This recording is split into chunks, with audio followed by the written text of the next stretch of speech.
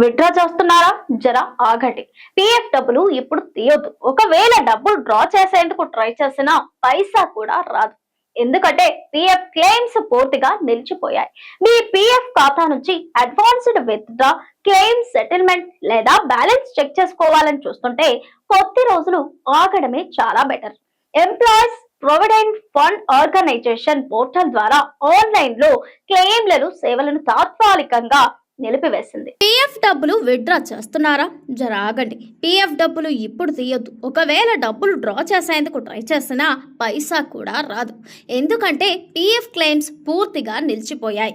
మీ PF ఖాతా నుంచి advanced withdraw, claim settlement లేదా బ్యాలెన్స్ చెక్ చేసుకోవాలని చూస్తుంటే కొద్ది రోజులు ఆగడమే చాలా బెటర్.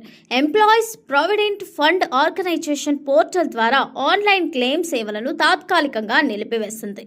అంతేకాదు, ఈపీఎఫ్ఓ పోర్టల్ను, ప్రభుత్వ ఇమాంగ్ యాప్లోనూ పీఎఫ్ సేవలు కొద్ది రోజులు అందుబాటులో ఉండవు. ఈ సర్వీసుల నిలిపివేత లక్షలాది మంది పీఎఫ్ ఖాతాదారులపై ప్రభావం పడనుంది. ఈ పీఎఫ్ సేవలు ఎప్పటి నుంచి ఎప్పటి వరకు పనిచేయవో ఇప్పుడు వివరంగా తెలుసుకుందాం. పీఎఫ్ఓ నోటీసు ప్రకారం సాఫ్ట్వేర్ అప్లికేషన్లు డేటాబేస్ సిస్టంలు అప్గ్రేడ్ చేస్తోంది.